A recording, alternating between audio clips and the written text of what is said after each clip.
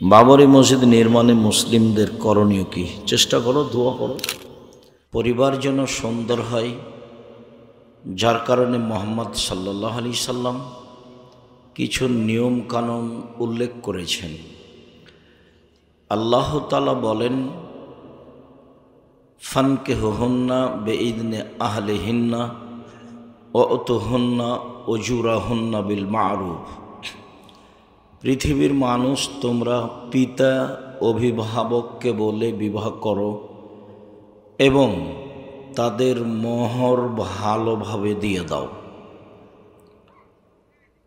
অত্র আয়াতে আল্লাহ তাআলা অভিভাবককে বলে বিবাহ করতে বলেছেন এবং মোহর দিয়ে দেওয়ার জন্য আদেশ করেছেন। মোহর বাকি দেওয়া জায়েজ হলেও দিতেই হবে যে কোনো মূল্যে। পিতা যদি দিতে না পারে তাহলে তার ছেলেরা পরবর্তীতে বাপের ঋণ হিসাবে মোহর পরিশোধ করতে হবে। এটা আল্লাহর আদেশ। কেন এত শক্ত বিধান? যদিও নারীদের জানা নেই, কেননা নারীদের জীবিকা নির্বাহ লালন পালন মানুষের মতো নয়, পশু প্রাণীর মতো। পিতামাতাও বুঝতে পারেনি যে ছেলে মেয়ে লালন পালন কিভাবে করতে হবে। জাতি সমাজও বুঝতে পারেনি যে কিভাবে ছেলে মেয়ে লালন পালন করতে হবে। এক সময় মক্তব চালু ছিল সমাজে, আলিফ বেতে সে জিম হে খে বলে পড়ত। তারপরে ধীরে ধীরে বাপ মায়ের চিন্তা ভাবনা যে আমার ছেলেকে বড় ডাক্তার করতে হবে, বড় ইঞ্জিনিয়ার করতে হবে, বিদেশে পাঠাতে হবে, পয়সা ইনকাম করতে হবে। এই সুবাদে মক্তবগুলি বিলুপ্ত হতে চলেছে, আর ছেলে মেয়ে কীভাবে লালন পালন করতে হবে তা মানুষ ভুলে গেছে। যেভাবেও লালন পালন করা প্রয়োজন মনে করেছে, তাতে ফলাফলে আছে পশু প্রাণী, গরু ছাগল প্রতারক, ধোঁকাবাজ। আমি সূচনাতেই কথাটা বলে রাখি, তাহলে পরবর্তীতে বললে আরও ভালো হবে।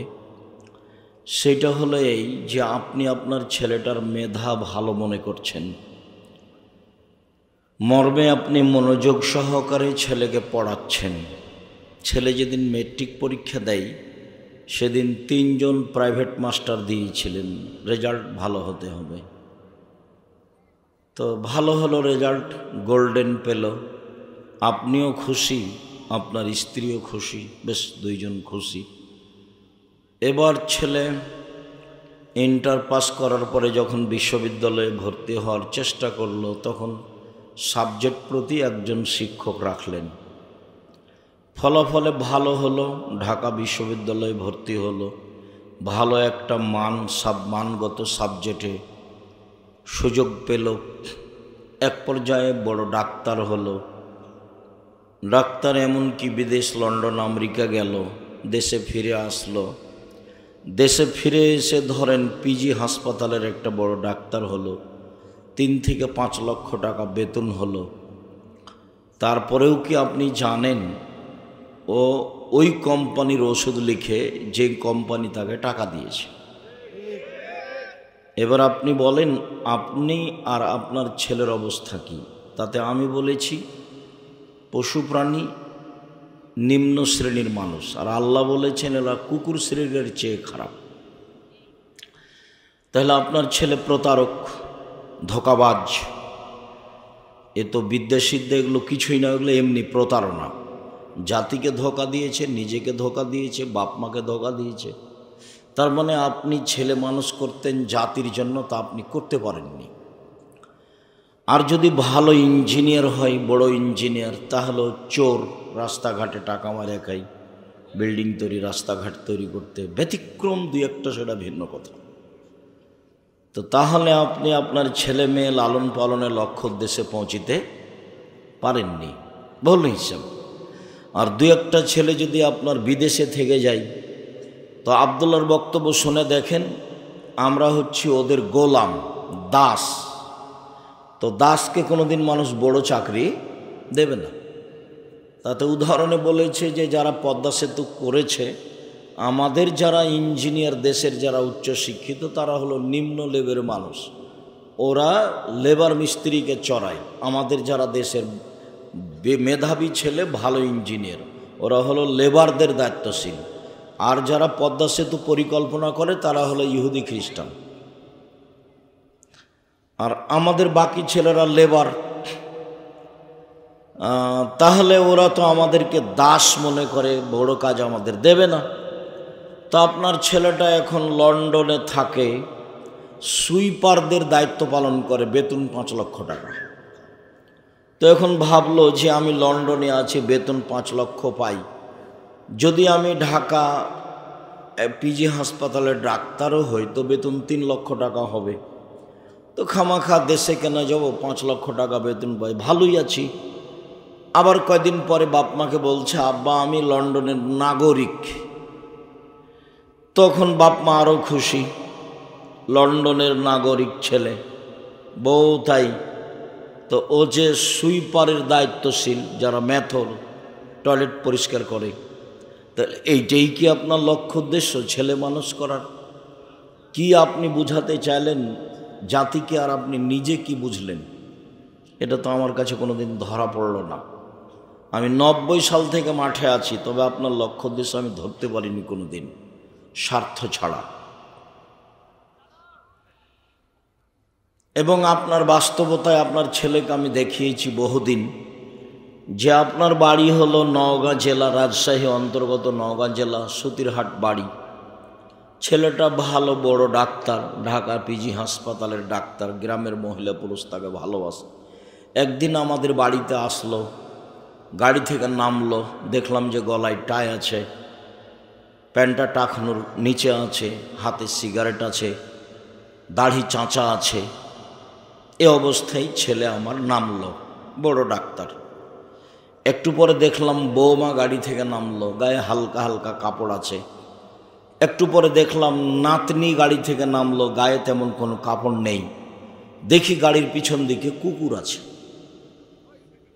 তা আপনি বলেন আপনার লক্ষ্য উদ্দেশ্যটা কি? কি করলেন জীবনে? জাতিরই কি করলেন, নিজেরই কি করলেন? আমার কাছে আপনার লক্ষ্য উদ্দেশ্য কোনোদিন ধরা পড়েনি। তখন আমি নিরুপায় হয়েই বলেছি যে আপনার স্বামী স্ত্রী আর ছেলে মেয়ের অবস্থা হলো চাঁপাইনবাবগঞ্জের ভাষাতে আমও গেল, ছালাও গেল, কাঁদতে কাঁদতে 2 চোখও গেল। আর কবির ভাষায় বলেছি যে বাবু মাঝিকে বলল, মাঝি চাঁদ কেন বাড়ে কমে রে? তো মাঝি বলল, এসব কি আর আমি জানি, দেখি তোর জীবন চারা নাই মিছে। একটু পরে বাবু বলল, এই এই কেন বলতে পারিস? এসব কি আর আমি জানি, দেখি তোর জীবন আটা নাই মিছে। একটু পরে বাবু বলল, মাঝি বলতে পারিস এই এই কেন হয়? এসব কি আর আমি জানি, দেখি তোর জীবন 12 নাই মিছে। ইতিমধ্যে বাতাস উঠেছে, নৌকা হেলে উঠেছে। তখন মাঝি বলছে, বাবু সাঁতার জানো বাবু? তখন বাবু বলছে, না রে মাঝি, না আমি তো সাঁতার জানি না। তখন মাঝি বলছে, এখন দেখি বাবু তোর জীবন 16 আনাই মিছে।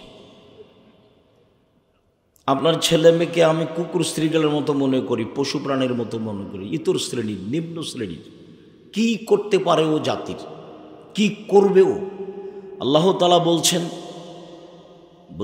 বুঝে না ওরা, অন্তর আছে বুঝে না, দেখেও দেখে না ওরা, চক্ষু আছে দেখে না, শোনেও শোনে না ওরা, কান আছে শোনে না। উলাইকা কালানাম, তারা পশু প্রাণীর মতো, তারা গরু ছাগলের মতো, তারা কুকুর শ্রীগালের মতো, বালহুমাজাল বরং তার চেয়ে খারাপ। আল্লাহ বলছেন ওরা কুকুর শ্রীগালের মতো। আপনার ছেলে ঘুম থেকে উঠে গিয়ে মায়ের দুধ ছেড়ে স্কুলে গিয়ে বলে, ও কালিমা তোমার আকাশ, ও কালিমা তোমার বাতাস। কালিমার আকাশ, কালিমার বাতাস। আপনার ছেলের জন্মসূত্রই শিরক, ওর বিদ্যাসূত্রে শিরক, ওর শিক্ষক মুশরিক, ওর শিক্ষিকা মুশরিক, ওর বাপ মুশরিক, ওর মা মুশরিক, ওর 14 গোষ্ঠী মুশরিক, ও তো একটা হিন্দুর পরিবেশে বসবাস করে, ও জাতির কি করতে পারে? ঠাকুর হচ্ছে জাতির শত্রু, ঠাকুর ঢাকা বিশ্ববিদ্যালয়ের শত্রু, ঠাকুর বাঙালিদের শত্রু, ঠাকুর মুসলমানের শত্রু। ভারত বাংলাদেশ পাকিস্তানের যেদিন মুসলমানেরা ইংরেজদের হাতে নির্যাতিত, সেদিন ঠাকুর লন্ডনে মুচ পাকায়।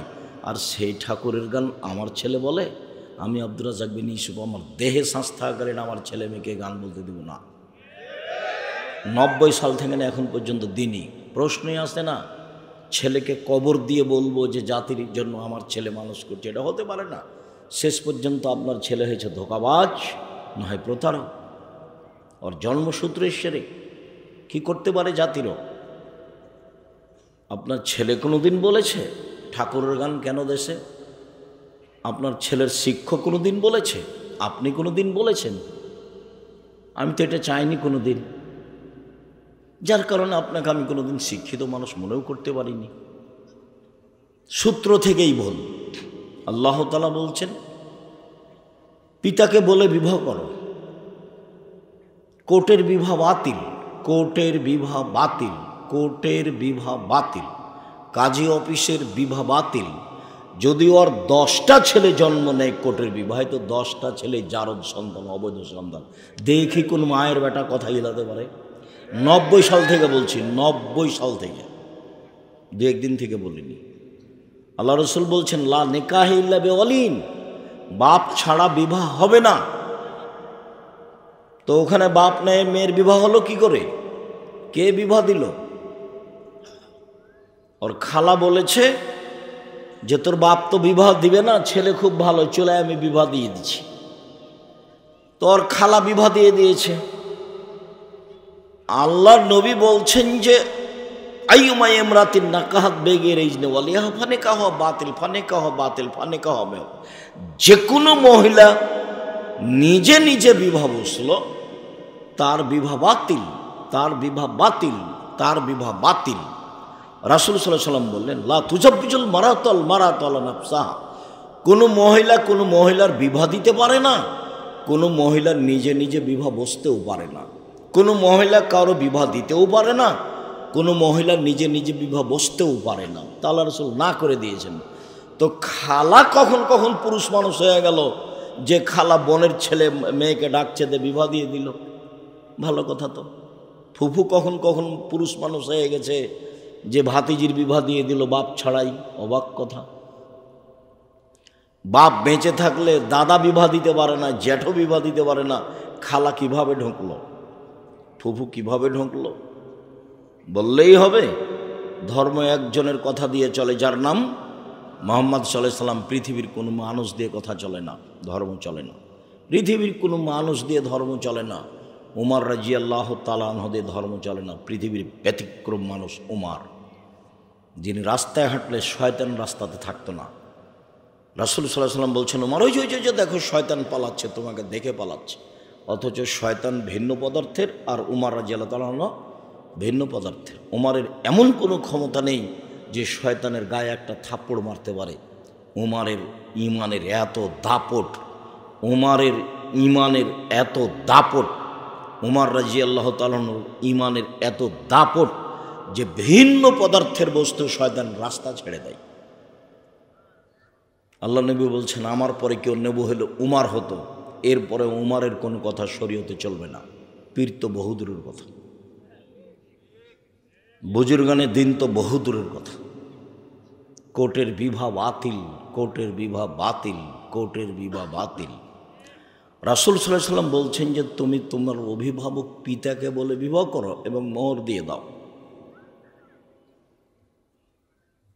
রাসূল সাল্লাল্লাহু আলাইহি সাল্লাম বিদায় হজের ঐতিহাসিক ভাষণে বললেন পৃথিবীর মানুষ, তোমরা তোমাদের স্ত্রীদেরকে আল্লাহর নিরাপত্তায় নিয়ে এসেছ, সার্বক্ষণিক তোমাকে পাহারা দিয়ে তাকে নিরাপদে রাখতে হবে, এটা তোমার জিম্মেদারি।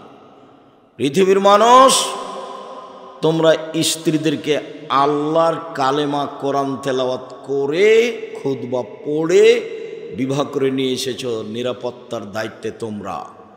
তিনি বলেন, পৃথিবীর মানুষ, আমি ঐতিহাসিক ভাষণে বলে গেলাম বিদায়ী হজের মাঠে, ওদের রুজির দায়ভার তোমাদের উপরে রয়েছে, ওদের কাপড় চুপড়ের দায় দায়িত্ব তোমার উপরে রয়েছে। রিস্ক হন না, কিসওয়াত হন না, তাদের রুজি এবং তাদের পোশাক আদি তোমাদের জিম্মেদারিতে রয়েছে। মহিলা কিভাবে বুঝলো যে আমাকে ইস্টাবলিশড হতে হবে? মেয়েটা কিভাবে বুঝলো? কে ওকে বুঝালো? কে ওকে বললো তুই পশু প্রাণী হয়ে ঘুরে বেড়া, ল্যাংটা হয়ে ঘুরে বেড়া, পয়সা ইনকাম কর? আমি তো বেগম রোকেয়াকে শিক্ষিতা মহিলা মনে করিনি, কোনো দিন করিনি। আপনি করছেন, তা আমার করার কি আছে? আপনাকে ঘটনা হয়তো বা পাটনা ট্রেন স্টেশনে হতে পারে, ঘটনা আমার ধারণা। আমি তখন বলেছি নওগাঁ সান্তাহার ট্রেন স্টেশন দিয়ে, কথার কথা, যে নওগাঁ জেলার কিছু পর্দাশীল মহিলা হজ করতে যাবে, তো ঢাকা যাবে। তখন ওরা ট্রেন স্টেশনে গেছে, ওর দেবর ভাসুর বাপ চাচা কেউ পর্দা বেশি করে, তো একটা বড় চাদর দিয়ে ঢেকে রেখেছে সবটিকে, 4-5 জন আছে। তখন টিকিট মাস্টার একটু প্ল্যাটফর্ম দেখছে, তদন্ত করে কোথায় কি পড়ে আছে। তো এক জায়গাতে মনে করছে যে কাপড় দিয়ে ঢাকা আছে, তো টিকিট মাস্টার মনে করছে যে এগুলো মনে হয় কিছু বস্তা। তখন পা দিয়ে এভাবে লাথি মারছে, কি বস্তা এগুলো, কিসের বস্তা এগুলো? পা দিয়ে লাথি মারা দেখাচ্ছে। বেগম রোকেয়া পর্দা দেখাচ্ছে, পরনের নিন্দা করছে। বই পড়েন আপনি, কেন হবো অবরোধবাসিনী, বইয়ের নাম কি? কেন হবো অবরোধবাসিনী। পড়ে দেখেন, জাতিকে ধ্বংস করে যে সে কি করে জাতির কল্যাণকামী হতে পারে, অসম্ভব। সম্মানিত দিনী ভাই বোন, আপনার সূত্রই ভিন্ন। আবু হুরায়রা রাদিয়াল্লাহু তাআলা আনহু বলেন, রাসূল সাল্লাল্লাহু আলাইহি সাল্লাম বলেছেন, তুনকাহুল মারাত লিআরবাইন, মেয়েদেরকে বিবাহ করা হয় 4টা জিনিস দেখে, যা আমি বলিনি। মেয়েদেরকে বিবাহ করা হয় 4টা জিনিস দেখে, যা আমি বলিনি। 1, তুনকাহুল মারাতুল লিহাসাবিহা, তার বংশ দেখে বিবাহ করা হয়, আমি তা দেখতে বলিনি। বলে মালেহা, তার অর্থ সম্পদ দেখে তাকে বিবাহ করা হয়, তা আমি বলিনি। বলে জামালেহা, তার সৌন্দর্যতা দেখে মানুষ বিবাহ করে, যেটা আমি বলিনি। বলে দ্বীনেহা, তার পর্দা দেখে বিবাহ করা হয়। পৃথিবীর মানুষ, ফাজফার বেয়াতি দ্বীন, তোমরা ধার্মিক মেয়েকে প্রাধান্য দাও, এ কথা মুহাম্মদ সাল্লাল্লাহু আলাইহি সাল্লাম বলে। আপনি তো সংসারই বুঝলেন না, কাকে বিবাহ করতে হবে, কোন মেয়েকে পছন্দ করতে হবে, এটা তো আপনার হিসাবে আসলো না। কি করে আপনি সংসার করতে চান? আপনার ভিত্তি ঠিক নয়। আবার বিবাহের পদ্ধতি নওগাঁ জেলাতে যেটা আছে, চাঁপাইনবাবগঞ্জ জেলাতে যেটা আছে, বৃহত্তর রাজশাহীতে যা নিয়ম নীতি আছে, বিবাহের একটা নিয়ম নীতি জায়েজ নাই, সবই হারাম। তো যেভাবে আল্লাহ বিবাহ করতে বললেন সেটা করতে পারলেন না, যেভাবে নবী করিম সাল্লাল্লাহু আলাইহি সাল্লাম বিবাহ করতে বললেন সেটা করতে পারলেন না, আবার বিবাহ করার পদ্ধতিতে সামাজিক পথ অবলম্বন করলেন, রাসূলেরটা বাস্তবায়ন করতে পারলেন না, তাহলে বিবাহসূত্র পদ্ধতি হারাম।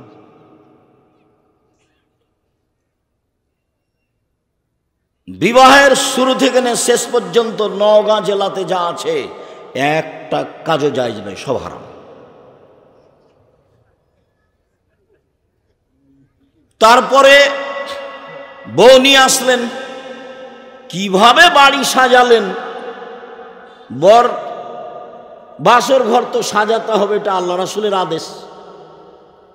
বাসর ঘর সাজাতে হবে, এটা আল্লাহ রাসূলের নিজের কর্ম।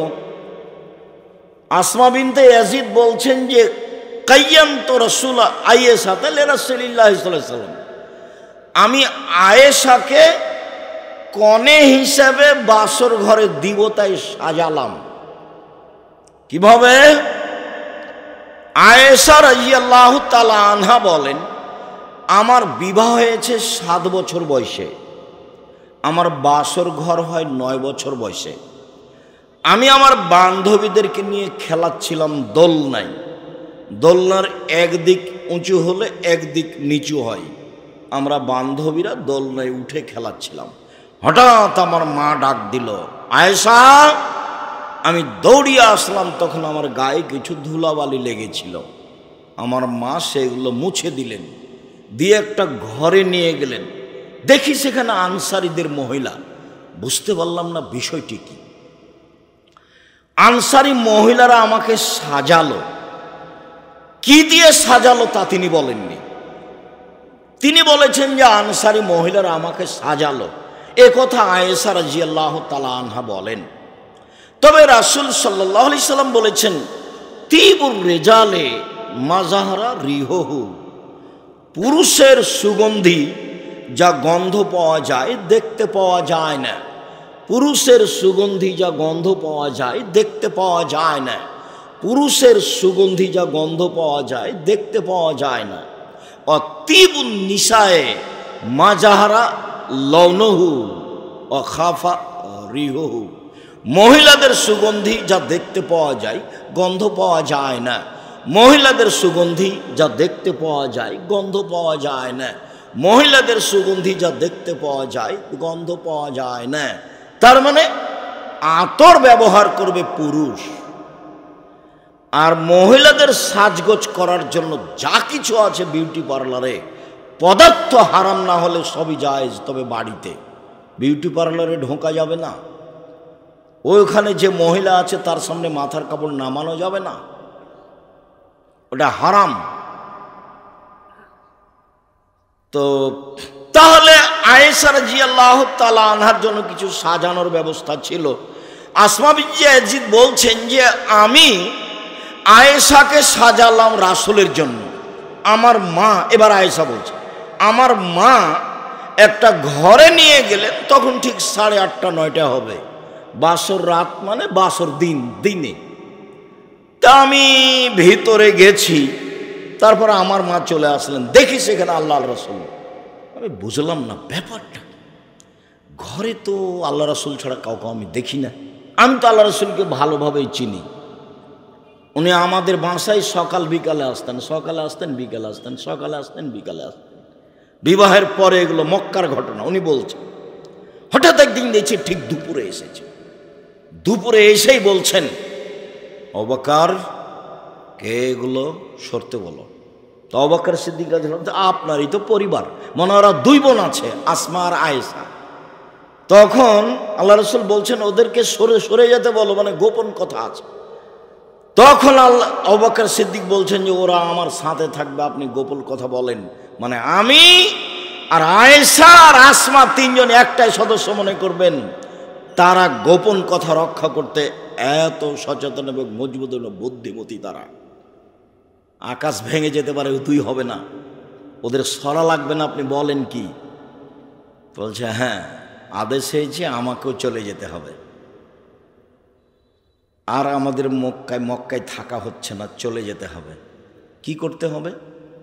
ঠিক আছে, 2টা উটের ব্যবস্থা করো, এইভাবে গিয়ে আমরা গাড়ে শহরে গিয়ে অবস্থান করব রাতে। তারপরে কিভাবে যেতে হয় ধীরে ধীরে যেতে হবে। যা হওয়ার তাই হলো, যেভাবে রাতে পালিয়ে যেতে হলো। তো কি বলছিলাম, আয়েশা রাদিয়াল্লাহু তাআলা বলেন আমি আল্লাহ রাসূলকে খুব ভালোভাবে চিনি। কেন? তিনি আমাদের বাসায় সকাল বিকাল আসতেন। ওই হিজরতের আগে একবার সকালে আসতেন, একবার বিকেলে আসতেন। বড় মানুষকেও যেতে হবে এখানে সেখানে, প্রয়োজন হলে মুহাম্মদ সাল্লাল্লাহু আলাইহি ওয়াসাল্লাম নিজে আসতেন আবু বকর সিদ্দিকের বাড়িতে। প্রয়োজন আল্লাহ রাসূলের কি হচ্ছে, কি পরিবেশ পরিস্থিতি, কি দাওয়াতি কাজ কি হতে পারে, এটা জিম্মেদারি আল্লাহ রাসূলের। বলছিলাম দেখি ঘরে কেউ নেই আল্লাহ রাসূল ছাড়া। তারপর আসমা আসলেন, এসে 1 গিলাস পানি নিয়ে শরবত নিয়ে এসে বললেন আমাকে যে আসমা এটা নাও, রাসূলের হাতে দাও। আমি তো লজ্জা পেয়ে গেলাম, আমি মাথা নিচু করে দিলাম। তখন আসমা আমাকে বলছেন না, গ্লাস নাও, রাসূলের হাতে দাও। একটু ধমকের কণ্ঠে বললেন। আমি গ্লাসটা নিয়ে রাসূলের হাতে দিলাম। রাসূল শরবত পান করলেন। তারপর আমাকে বললেন যে তুমি পান করো। আমি একটু পান করলাম। তারপর বললেন আসমাকে দিয়ে দাও। যখন আমি আসমাকে দিতে গেলাম, আসমা বললেন আল্লাহ রাসূল, আমি আপনার হাত থেকে গিলাসটা নিতে চাচ্ছি। ঠিক আছে, তাই হলো। আয়েশা রাদিয়াল্লাহু আনহা আল্লাহ রাসূলের হাতে দিলেন। এবার আল্লাহ রাসূলের হাত থেকে আসমা নিলেন। বাসর রাতে মিঠাই ব্যবস্থা হবে, এটাও সুন্নাত। দেখেন আদর্শ পরিবার বই লেখা আছে, আপনার জন্য লিখেছিলাম, জাতিকে ফাঁকি দিইনি। জাতির যদি রাস্তাঘাট করে দিতে না পারি, জাতির যদি স্কুল কলেজ করে দিতে না পারি, জাতিকে চূড়ান্ত সঠিক ধর্ম দিতে পারবো ইনশাল্লাহ। ধর্মের ব্যাপারে ফাঁকি দিয়ে আমি পরকাল হারাতে রাজি নই। মুখে আছি, কলমে আছি, মিডিয়ায় আছি এবং শক্তভাবে আছি। দীর্ঘ 90 সাল থেকে না আজ পর্যন্ত পরিস্থিতি আমাকে কোনোদিন বাঁকা করতে পারেনি। পরিস্থিতির আমি 5 পয়সার দাম দিইনি কোনোদিন, সবসময় আছি, থাকবো ইনশাআল্লাহ। বিমানে মেয়েটা বলছে যে মাস্ক পরেন, আমি বলছি যে ধৈর্য ধারণ করো। মাস্ক পরেন মানে ধৈর্য ধারণ করো, মাস্ক পরেন, ধৈর্য ধারণ করো। 3-4 বার যখন হয়ে গেছে তখন আমি বলছি তোমাকে চাকরি দেওয়াটা ভুল করেছে মালিক, তোমাকে চাকরি দিতে হতো না। আমি যখন বিমানে উঠি তুমি দেখোনি যে আমার মুখে মাস্ক নেই, তুমি উঠতে দিলে কেন? তোমার চাকরি করা ঠিক নয় এখানে, মালিকের এটা উচিত তোমাকে ছেড়ে দাও। মাস্ক দিয়ে আমি আব্দুর রাজ্জাক বিন ইউসুফ ভাগ্য বাড়াই না, তাতে আমি রাজি নই। মাস্ক ব্যবহার করে ভাগ্য আমি বাড়াবো না। ঢাকায় অসুস্থ লোককে দেখতে গেছি করোনায়, তোরা 2 ভাই বোন আছে, লোকের একটা ছেলের একটা মেয়ে, ও বড়। তো আমাকে বলছে হুজুর ভিতরে যায়েন না, হুজুর ভিতরে যান না, এভাবে হাত জোড় করে আছে, ভিতরে যায়েন না। আমি বলছি তোমার আব্বার গায়ে হাত রেখে আমি দোয়া করে যাব। এখন এখানে এসেছে এমনিতেই, ফ্যাশন বোরকা পরে আছে, এখন আছে। তাহলে ও কি? তো পশু প্রাণীর মতো। আপনি বলছেন এটা আমার মা, আপনি বলেন কি আব্দুল রাজ্জাক আমার কিছু করার নাই? এটা তোমার মা হবে কেন? এটা তোমার খালা।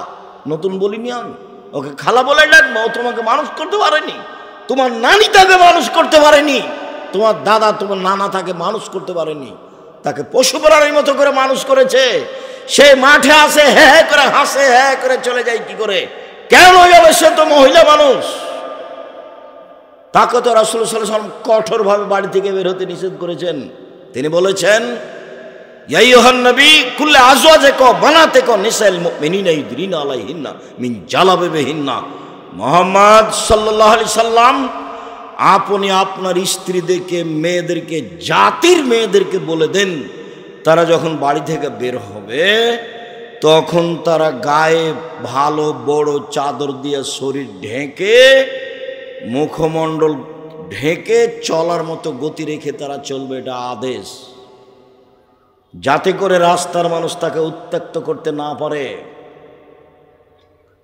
মহান আল্লাহ তাকে আদেশ করেন। আল্লাহ বলেন ওকুল্লিল মুমিনাত আয়াগযুজনা আবসারাহিন্না আয়াগযুজনা, মহিলাদের বলে দাও তারা যেন চক্ষু নিচু করে চলে, আল্লাহর আদেশ। মহিলাদের বলে দেন আপনি তারা যেন লজ্জা স্থানের হেফাজত করে। মহিলাদের আপনি বলে দেন তারা যখন বাড়ি থেকে বের হবে তখন যেন বুকের উপরে আরো একটা অতিরিক্ত চাদর ব্যবহার করে। আল্লাহর আদেশ।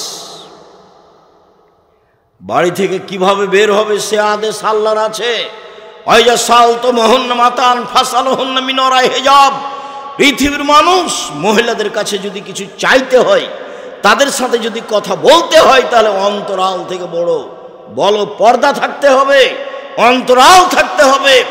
দেবরের সাথে মোটরসাইকেলে এসেছে, সে আবার শিক্ষিতা? ও পশু প্রাণী, ও গরু ছাগল, ও ইতর শ্রেণীর মানুষ, ও নিম্ন শ্রেণীর মানুষ, ও ইতর শ্রেণীর মানুষ, ও শিক্ষিত নয়। ইন্নামা যাক্কারু উলুল আলবাব, শিক্ষিত মানুষ উপদেশ গ্রহণ করে। সম্মানিত দিনী ভাই বোন, বলছিলাম মহান আল্লাহ বলেন তাদের ব্যাপারে কঠোর বাণী। রাসূল সাল্লাল্লাহু আলাইহি ওয়াসাল্লাম বলেন ফাত্তাকু দুনিয়া ওয়াত্তাকুন নিসা। পৃথিবীর মানুষ তোমরা পৃথিবী থেকে বেঁচে থাকো এবং নারী থেকে বেঁচে থাকো। পৃথিবীর মানুষ তোমরা পৃথিবী থেকে বেঁচে থাকো। এই জড় বস্তু, মাটি থেকে বেঁচে থাকেন। মাটি হলো পৃথিবীতে সবচেয়ে অত্যাধুনিক যন্ত্র। এই মাটির চেয়ে অত্যাধুনিক আধুনিক যন্ত্র পৃথিবীতে আর কিছু নেই। আল্লাহ বলছেন ইয়াউমাইজিন তুহাদ্দিসু আখবারাহা মাটির ওপরে আদম থেকে নিয়ে কিয়ামত পর্যন্ত যা কিছু ঘটেছে, যা কিছু ঘটছে, যা কিছু ঘটবে সব ছবি সহ ধরে রাখছে। বিচার মাঠে top top top top top top করে মাটি কথা বলবে, এ কথা আল্লাহ বলছে। আপনার মোবাইলের মুখ নেই, তবু মোবাইল কথা বলতে পারে। মানুষের তৈরি মোবাইল কথা বলতে পারে, তো আল্লাহর তৈরি মাটি কথা বলতে পারে না? স্বাভাবিক। আল্লাহ বলছেন এই মাটি সব খবর বলে দিবে। রাসূল সাল্লাল্লাহু আলাইহি সাল্লাম বলেন, বিচারের মাঠে যেদিন মানুষ আল্লাহর মুখামুখি হবে, যখন আল্লাহ তাকে জিজ্ঞাসা করবেন, জিজ্ঞাসার সময় আল্লাহর মাঝে, ব্যক্তির মাঝে কোনো অন্তরাল থাকবে না, একবারে মুখামুখি, কোনো এরকম অন্তরাল থাকবে না, মুখামুখি কথা হবে। ওই সময় আল্লাহর সাথে কথা বলার সময় এনজুর আইমান মিনহু, সে তার ডান দিকে লক্ষ্য করবে ব্যক্তি, আপনি আমি। যখন ডান দিকে লক্ষ্য করবে, ফায়ারা মা কাদ্দামা মিন আমালিহি, পুরো জীবনের সব কর্ম দেখতে পাবে। কোথায় ভাবির সাথে মোটরসাইকেলে গেল, কোথায় গায়ে হাত লাগালো, কোথায় কি করলো, সব একবারে ঝকঝক ঝকঝক করে টকটক করে দেখতে পাবে দিনের মতো ডান দিকে। সুম্মাইয়ারা আশআমা মিনহু, তারপর বাম দিকে লক্ষ্য করবে, ফায়ারা মা কাদ্দামা মিন আমালিহি, বাম দিকে দেখতে পাবে তার সব কর্ম। যা দেখলো ডানে তা দেখবে বামে, যা দেখলো ডানে তা দেখবে বামে। সুম্মা ইয়ানজুরু তিলকা ওয়াজহিহি, তারপর সামনের দিকে লক্ষ্য করবে, তখন দেখতে পাবে জাহান্নাম। আল্লাহ রাসূল শেষ বাক্যে বললেন, পৃথিবীর মানুষ, ফাত্তাকুন নারা ওয়ালাউ বিশিক্কি তামারাতিন, খেজুরের বীজের উপরে একটা খুব চিকন পর্দা আছে সাদা, মূল অংশের নিচে বীজের উপরে একটা সাদা পর্দা আছে। এটা কি বুঝাতে পারলাম কথাটা? আল্লাহ রাসূল বলছেন, এই পরিমাণ হলেও দান করে তোমরা জাহান্নাম থেকে বাঁচো। আমার আগে যেই ছেলেটা কথা বলছিল, আমি যখন ঢুকি তখন ও বলছিল, কম হোক আর বেশি হোক আপনারা দান করে জাহান্নাম থেকে বাঁচেন। রাসূল সাল্লাল্লাহু আলাইহি ওয়াসাল্লাম বললেন, এবার তো ডান দিকে আমল দেখতে পেলা, বাম দিকে সব আমল দেখতে পেলা, সামনে দেখছো জাহান্নাম, এখন বাঁচার পথ। সব কর্ম আল্লাহ ধরে রেখেছে, বাস্তব দেখাবেন টিভির পর্দার মতো, এবং মাটি কথা বলবে। আল্লাহ বলছেন, আলিয়াউমা নাখতিমু আলা আফওয়াহিহিম ওয়া তুকাল্লিমু আইদিহিম ওয়া ইয়াশহাদু আরজুলুহুম আও তাশহাদু আরজুলুহুম। আমি বিচারের মাঠে মানুষের মুখ সিলাই করে দেব। মুখে কোনো কথা নেই, কথা বলবে হাতে, আর পায়ে সাক্ষী দিয়ে বলবে, ঠিক বলেছ হাত, তুমি যা বলেছ। অবাক হয়ে গেল না? শুধু আপনার আত্মা কষ্ট পাবে। এটার বাস্তব কেমন? একটা ঝগড়াতে আপনি ভুল করে দিয়েছেন, যে এখন সেই কথা নিয়ে বিচার হচ্ছে। এবার বিচারে বসে খালি যেই সে বলছে, ওর মুখ ভেঙে দেয়, কথা বলার ঢং পায় না, ওকে মার দুটো, যার যেটা মনে লাগছে সে সেটা বলছে। এখন আপনিও খুব অপমান। বলেন তো, আপনার কষ্ট পাচ্ছে কে? আত্মা। আপনি এখন বলছেন যে আসলে কথাটা ভুলই হয়েছে, কি করি যে মুখ ফসকা বের হয়ে গেছে, একটা কিছু আপনি বলছেন, তো আপনিও তো এখন বলছেন, কিন্তু কষ্ট পাচ্ছে কে? আত্মা। মানুষ মরে যাবে, তাকে কবরে উঠিয়ে বসানো হবে, লাশকে উঠিয়ে বসানো হবে না। ও বুঝলো যে আমাকে উঠিয়ে বসালো, তার আত্মা বুঝবে। লাশ তো গেছেই, লাশ তো মরে গলে নষ্ট হয়ে গেছে। কবর বলতে বাড়ির পিছন দিকে যে 3 হাত 2 হাত 2.5 হাত গর্ত করে বাড়ি কবর করা আছে, এর নাম কবর নয়। এইটাই যদি কবর হয়, তাহলে যাকে বাঘে খেলো তার কবর কোথায়?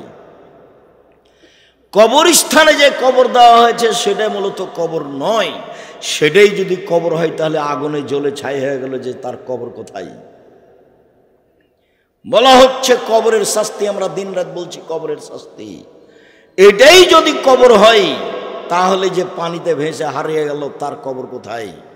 শুনুন, কবর বলতে মরার পর থেকে নিয়ে বিচারের দিন পর্যন্ত লম্বা সময়ের নাম হলো কবর। আলামে বারজাখ, বিচারের দিন পর্যন্ত তাকে শাস্তি দেওয়া হবে, ও বুঝবে আমাকে শাস্তি দেওয়া হচ্ছে, তার আত্মা বুঝবে।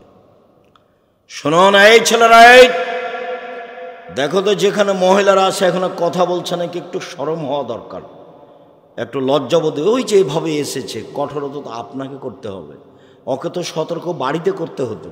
কি দিয়ে বুঝাই? মহিলা মানুষ, একটু শরমও হয় না, একটু হায়াও হয় না, একটু লজ্জাও হয় না, এখানে এসে গল্প করছে, এখানে এসে হ্যাঁ হ্যাঁ করছে। তো সেই শিক্ষা তো আর এখন পারা যাবে না, আপনাকে বাড়ি থেকে পড়িয়ে নিয়ে আসতে হবে। সেই জিম্মেদারি তো আপনার, আপনি পিতা। যে মহিলা ওখানে গল্প করছে, ও যে বেশরমা মহিলা কথা বলছে, আমি কি করতে পারি? আপনি করেন, ওকে বাড়িতে গিয়ে পিটিয়ে দিয়েন। পিটিয়ে দেওয়ার তো পথ বুখারী মুসলিমের হাদিস, সেদিনও তো বলে গেলাম, একবারে উচিত মতন পিটিয়ে দিবেন। সেদিন তো দেখালাম আপনাকে বুখারী মুসলিমের হাদিস, কেন ভুলে যাচ্ছেন? ওই যে আয়েশা রাদিয়াল্লাহু তাআলা আনহা বলেন, আমরা এক সফর থেকে আসছিলাম, হঠাৎ করে আমার গলার হার, হ্যাঁ ছেলে, ওই ছেলেটা ভিতরে কি নিয়ে ঘুরছে? শরম হয় না আপনাদের? চোখে পড়ে না? আমি তাফসির মাহফিল করতে এসেছি, বাদাম খাবেন আর গল্প করবেন আর জিনিস কিনবে, কোন কথা? এই কয়েক মিনিট বাদাম খেতে হবে? এই নোংরামি হিসাব কেন? এত খারাপ হিসাব কেন? আমি তো আপনার কাছে ভোট চাইতে আসিনি, আমি কোনোদিন নিঃসহ্য লেখার কাহিনীও বলি না, আজও বলতে আসিনি। 20 বছর 30 বছর আগে যা দেখেছেন আজকেও তাই।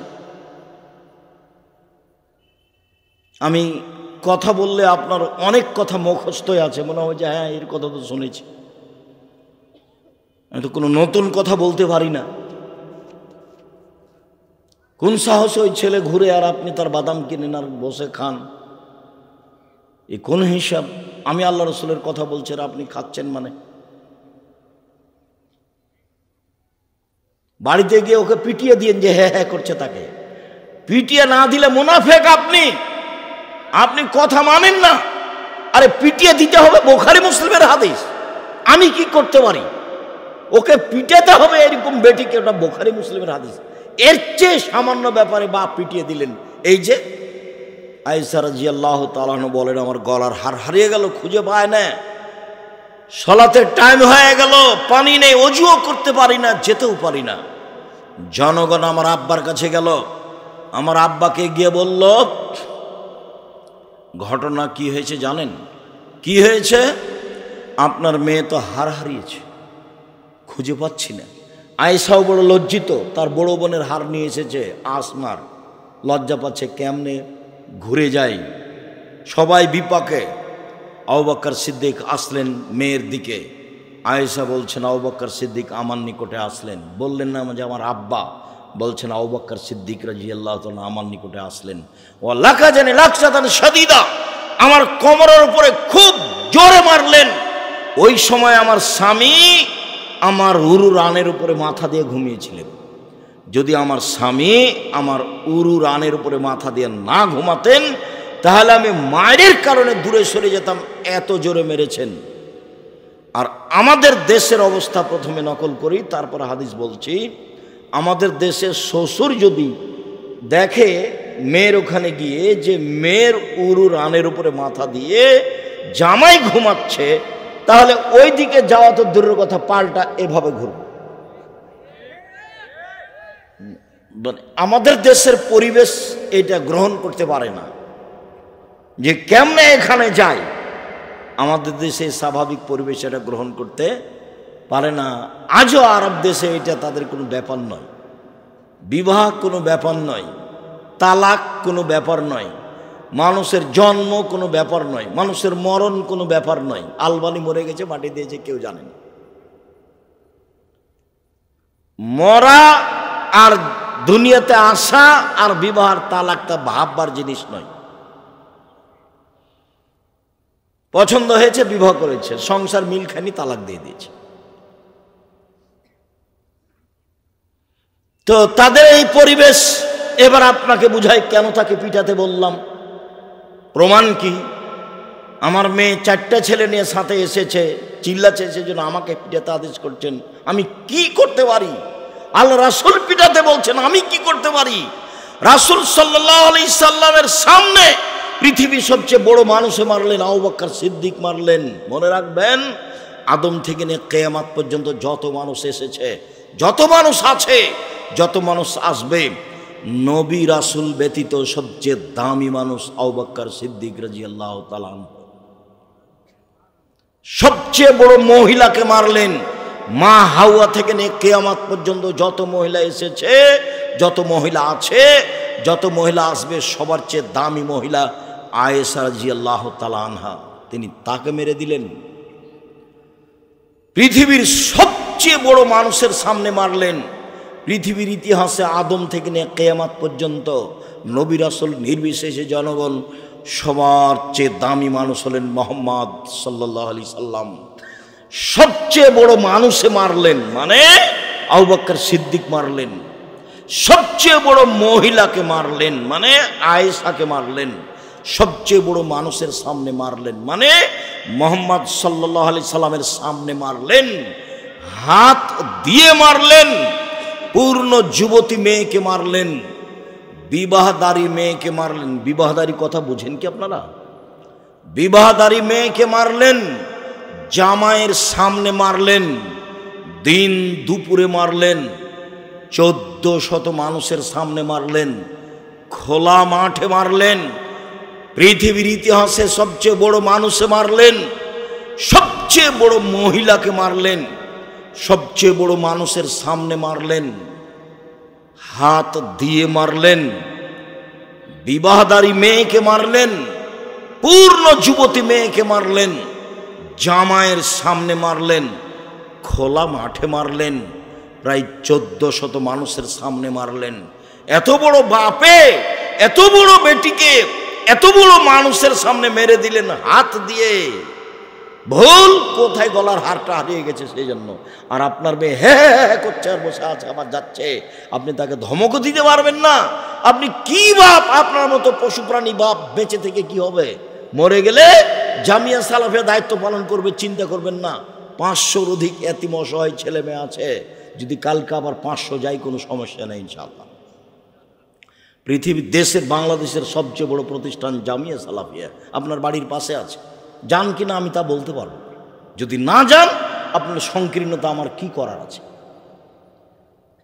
50 বিঘা জমির উপরে দেখে আসেন তো, দূরে নেই। আমচত্বরের এখানেই আছে, পাশেই 1 কিলোমিটার 1.5 কিলোমিটার পূর্ব দিকে। দেশের শিক্ষক, বিদেশের শিক্ষক, ইন্ডিয়ার শিক্ষক, রূপগঞ্জ আর এটা মিলে প্রায় 300 জন শিক্ষক আছেন। 40 লক্ষ টাকা মাসে বেতন লাগে। 40 লক্ষ। 500-র অধিক এতিম অসহায় রয়েছে। 5000-এর বেশি ছেলে মেয়ে পড়াশোনা করে। দেশের সবচেয়ে বড় প্রতিষ্ঠান। শিক্ষা মানে, শিক্ষক মানে, ছাত্র সংখ্যায়, শিক্ষক সংখ্যায় দেশের শিরক মুক্ত প্রতিষ্ঠান জামিয়া সালাফিয়া, দেশের বিদআত মুক্ত প্রতিষ্ঠান জামিয়া সালাফিয়া, দেশের দল মুক্ত প্রতিষ্ঠান জামিয়া সালাফিয়া, দেশের সংগঠন মুক্ত প্রতিষ্ঠান জামিয়া সালাফিয়া, দেশের হিংসা মুক্ত প্রতিষ্ঠান জামিয়া সালাফিয়া। একজন শিক্ষক আর একজন শিক্ষকের বিরুদ্ধে মুখ খোলার মতো কোনো ক্ষমতা নেই, মুখ খুলতে পারবে না। একজন শিক্ষক আর একজন শিক্ষকের দল সংগঠনের কথা বলতে পারবে না, ভাবতেই পারবে না, বলা তো বহুদূরের কথা।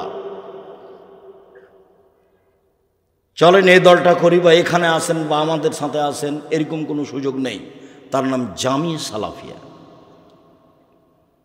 আপনার বাড়ির পাশে আছে, কেন জান না সেটা আমি বলতে পারবো না।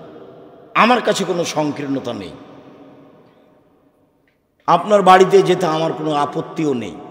আপনি কবে আমাকে গালি দিয়েছেন সে বিবেচনা আমি করিনি। যখন আপনি গালি দিয়েছেন 1 মিনিট পরে আমি ওটা ভুলে গেছি, আপনারটা আমি হিসাবে রাখি না। আমার জীবনে কোনোদিন কোনো দল মাঝহাবের নিন্দা করিনি। আমি কোনোদিন আমার জীবনে মানুষের পিছিয়ে পড়ি না, যা পারে করে নেই। আমার জীবনে বড় দুটো ত্যাগ, একটা হলো প্রতিশোধ নিব না, আর একটা হলো কারো বদনাম করব না, যা হবে হবে। ধুইয়া রেখে দিলে আমি কিছু বলবো না, লুটে খেয়ে নিল কিছু বলবো না। ও পাতাই পড়ি না, হিংসাবি রাখিলে তো পাতা পড়বো কেন?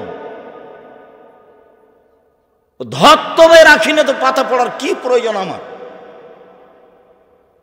আপনি হাতিতে চড়েন না, ঘোড়ায় চড়ে চলেন না, সাইকেলে চলেন, এটা তো আমি দেখতে চাই না। তা আপনার বদনাম করবো কেন? হ্যাঁ, ও তো হাতিতে চড়ে চলে, আমার সাইকেল দিয়ে কি হবে, এটা তো আমি ভাবি না। তা আমার বদনামের কি আছে? আপনি ধুয়ে ছেড়ে দিলে আপনার নামটা আমি নিব না, এটা আমার ত্যাগ। যে কোনো মূল্যে এই কথার উপর আমি টিকে থাকার চেষ্টা করবো ইনশাআল্লাহ।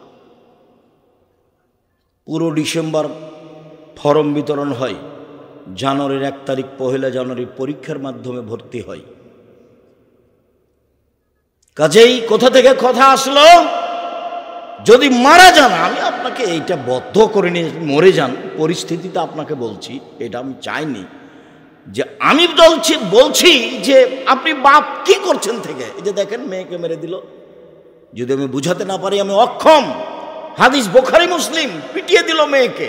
পৃথিবীর সবচেয়ে দামি মহিলা, পৃথিবীর ইতিহাসে এত দামি মহিলা কেউ জন্ম নেয় না, আপনার তো ন্যায় করে বেড়াই। আবার কি তার কয়েক কোটি আপনার মেয়েকে যদি জমা করা হয়, একটা আয়েশা হবে? তো এত বড় মেয়েকে মারলেন। এখন আপনাকে বললাম যে হ্যাঁ করছে, আপনাকে পিটিয়ে ঠিক করতে হবে। আপনি এখন কষ্ট পাচ্ছেন, কেমন হয়ে গেল কথা। আমার 4 ছেলের মা, 10 ছেলের মা হলো আপনি পিটাবেন। বাপের কাছে মেয়ে কোনোদিন বড় হয়নি, এটাই প্রমাণ। হাদিস বুখারী মুসলিম। জামাইয়ের সামনে, মানে পৃথিবীর বিরল ইতিহাস, পৃথিবীর বিরল ইতিহাস, মেয়ে কোনোদিন বাপের কাছে বড় হয় না। মেয়ের বয়স বেশি বুড়ি হয়ে গেছে, এরপরও তার বাপ বেঁচে আছে, তাকে পিটিয়ে দিবে। তার প্রমাণে এটাই হাদিস। মেয়ের সব সময় বাপের অধিকার আছে, মেয়েকে কন্ট্রোলে নিয়ে আসবে, সংশোধন করবে। তাহলে তো ভালো হবে পরিবার। তাহলে এখানে এসে হইচই করবে কেন? জিম্মেদার তো আপনি। আমি কি করতে পারি? রাসূল সাল্লাল্লাহু আলাইহি ওয়াসাল্লাম বলছেন যে ওরা দুইজন, আমি আর ওই পিতা, মেয়ের পিতা জান্নাতে একসাথে এভাবে থাকব। তখন তিনি বললেন, 1 বিদ্যা শিখিয়ে দিল, 2 শিষ্টাচার শিখিয়ে দিল, 3 ভালো আচরণ করলো, 4 বিবাহ শাদী দিয়ে দিল। আমি আর সেই বাপ একসাথে জান্নাতে থাকবো। আমি কি করতে পারি? শিষ্টাচার শিখাতে হবে। ওই মুহাম্মদ সাল্লাল্লাহু আলাইহি ওয়াসাল্লাম বলছে, দরজায় লাঠিটা ঝুলিয়ে রাখো, ছেলে মেয়ের জন্য লাঠি ঝুলিয়ে রাখো। মেয়ে যদি একবার হ্যাঁ হ্যাঁ করে, তাহলে বুঝবে যে পিটন হবে। লাঠিটা ঝুলিয়ে রাখতে বলছেন মুহাম্মদ সাল্লাল্লাহু আলাইহি ওয়াসাল্লাম। আবার বলছেন, লা তারফু আসাকা আদাবান মিন আহলিক, তোমার পরিবারের উপরে শিষ্টাচারের লাঠি উঠিয়ে নিও না, পরিবারের উপরে শিষ্টাচারের লাঠি রাখো। ওকে শিষ্টাচার শিখাতে হবে, নিয়ম কানুন তাকে শিখাতে হবে, নখ তাকে কাটতে হবে, টিপ কপালে দেওয়া যাবে না, পরচুলা দিয়ে খোপা বড় করা যাবে না, দাঁত ছিলে চিকন করা যাবে না, ভুরু তুলে চিকন করা যাবে না, ল্যাংটাকে পোশাক পরে স্কুল কলেজে যাওয়া হবে না। আর এইভাবে বড় মোবাইল দেখে, ল্যাংটা মেয়ে দেখে সবকিছু হারানো যাবে না। ভূমিকম্প তো হবেই, স্বাভাবিক। 3টা পাপের কারণে ভূমিকম্প হয়, 3টা পাপের কারণে ভূমিকম্প হয়। 1, এই যা সারেবুল খমরা, মানুষ যখন নেশাদার দ্রব্য পান করবে, বিড়ি, তামাক, জর্দা, সিগারেট, গুল, নেশাদার দ্রব্য খাবে, পান করবে, তখন ভূমিকম্প হবে। 2, জাহরাতুল কায়নাত, মেয়েরা যখন নাচবে, তো সব মোবাইলে মেয়ে নাচে, সব দোকানে মেয়ে নাচে, সব বাড়িতে মেয়ে নাচে, তখন ভূমিকম্প তো হবেই।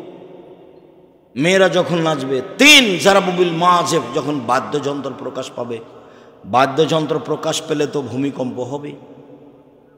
আর একটা বলেছেন, সন্ধ্যায় থাকবে মানুষ, সকালে হবে বানর, সোর, একবারে হুবাহু সোর হয়ে যাবে, বানর হয়ে যাবে। সন্ধ্যায় থাকবে মানুষ, সকালে সোর বানর হয়ে যাবে। আপনি দেখতে পাচ্ছেন যাদেরকে, যখন এগুলো বেশি হয়ে যাবে, এগুলো তো বেশি হচ্ছেই। রাসূল সাল্লাল্লাহু আলাইহি সাল্লাম বলেন, ফাত্তাকুদ দুনিয়া ওয়াত্তাকুন নিসা, পৃথিবীর মানুষ, তোমরা দুনিয়া থেকে বেঁচে থাকো। দুনিয়া জড় বস্তু, এ হলো অত্যাধুনিক যন্ত্র, তোমার ছবি ধরে আছে কর্মসহ, সব বিচারের মাঠে দেখিয়ে দিবে এবং বলে দিবে, টপ টপ টপ করে কথা বলবে। আল্লাহ বলছেন পৃথিবীর মানুষ সত্তাকুন নিশা, মহিলা থেকে বেঁচে থাকো, সাবধান, মহিলা তোমার জীবন ধ্বংস করে দিবে, তোমার পড়াশোনা নষ্ট করে দিবে। একবার তোমার সাথে যদি গল্প করে হি করে একটু হেসে উঠে, তুমি তার নাম্বারটা ধরে রাখবা, মানে তুমি জাহান্নামে চলে গেছো,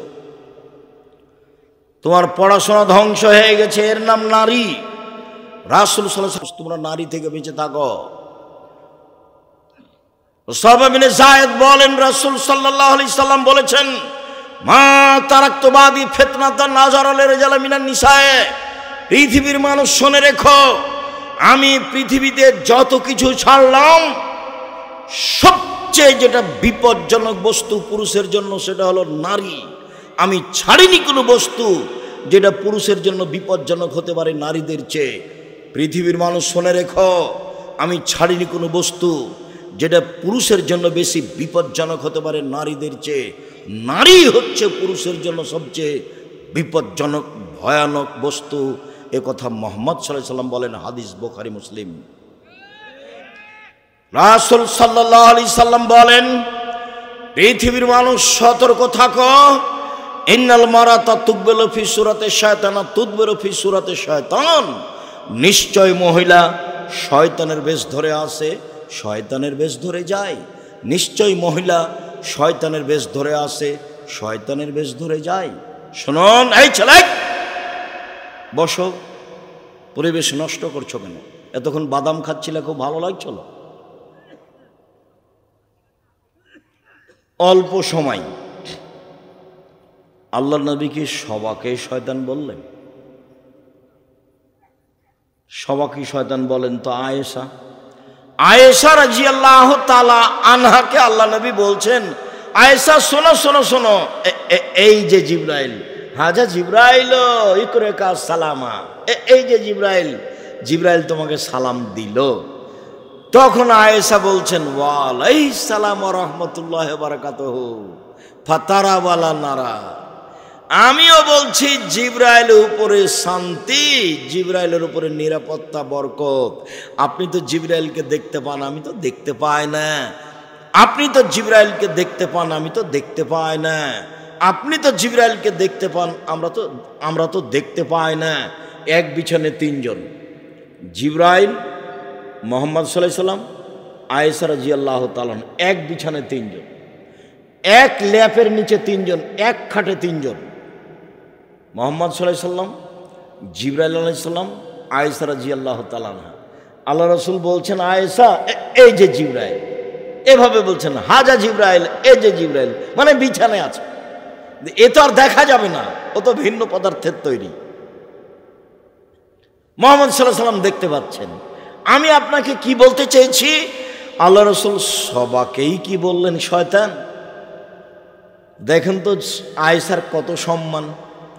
আর সেদিন তো বলেছি খাদিজা রাদিয়াল্লাহু তাআলার কথা, যে জিবরাইল এসে আমাদের নবীকে বলছেন, যা জিবরাইল ইলা নবী সাল্লাল্লাহু আলাইহি সাল্লাম, জিবরাইল আমাদের নবীর কাছে আসলেন, এসে বলছেন যে হাজিহি খাদিজা আতাত ইলাইকা, ওই যে খাদিজা আপনার কাছে আসছে। আল্লাহ রাসূল শুনেন, জিবরাইল বলছেন, ওই যে খাদিজা আপনার কাছে আসছে, তার হাতে একটা বাটি রয়েছে, তাতে আছে খাদ্য, তাতে আছে তরকারি, তাতে আছে খাদ্য, তাতে আছে তরকারি। শুনুন, ফায়জা আতাতকা, যখন চলে আসবে খাদিজা আপনার কাছে, তখন বলবেন, ফাকরা আলাইহা সালাম মিন রাব্বিহা, খাদিজা আল্লাহ তোমাকে সালাম দিয়েছেন, এটা বলে দিবেন।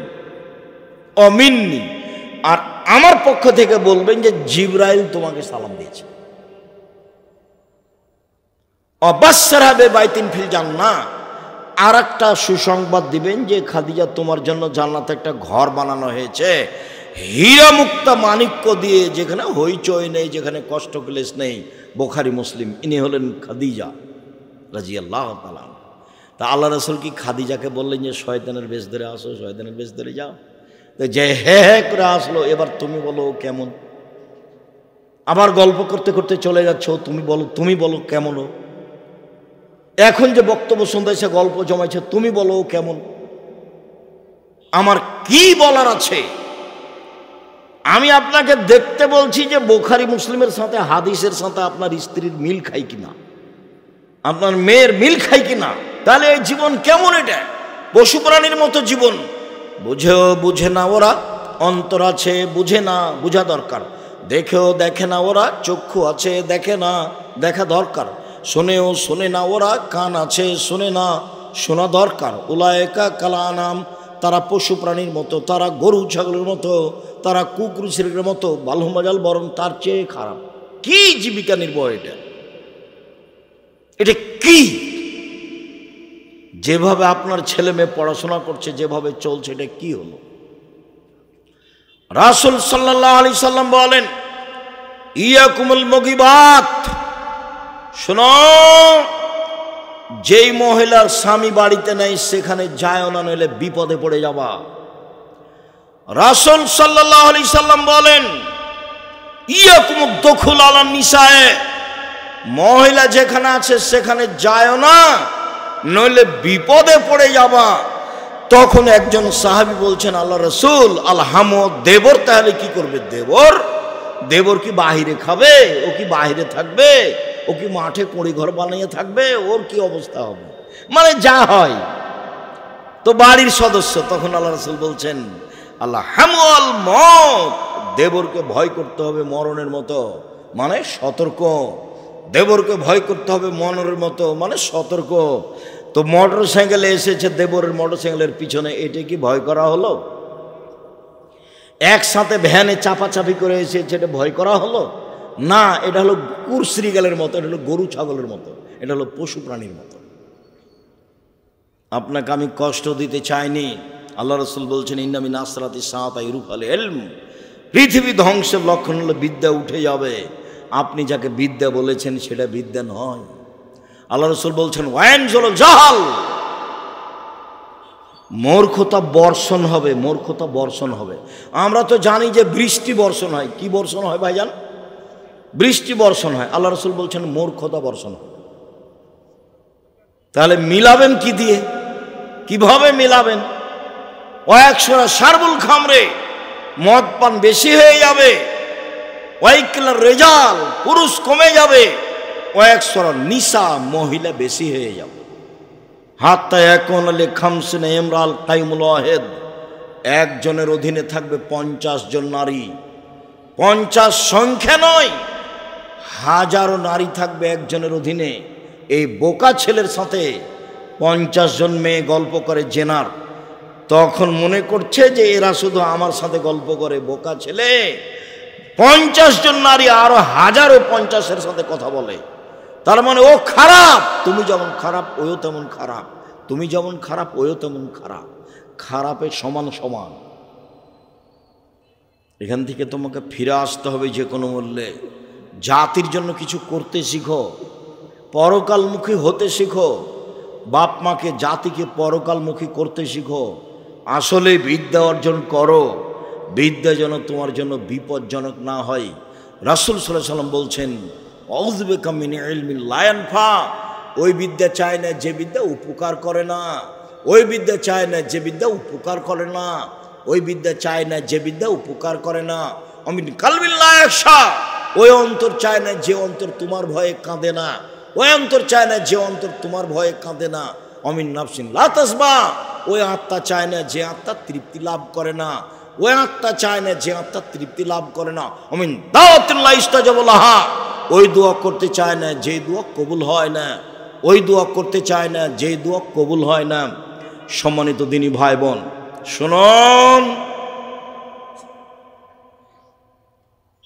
অল্প সময়, আমি তো আব্দুল্লাহ বিন ফজল রাহিমাহুল্লাহ নয় যে ফজর পর্যন্ত কথা বলবো। আব্দুল্লাহ বিন ফজল নাম শুনেছেন কিনা এখন আপনারা?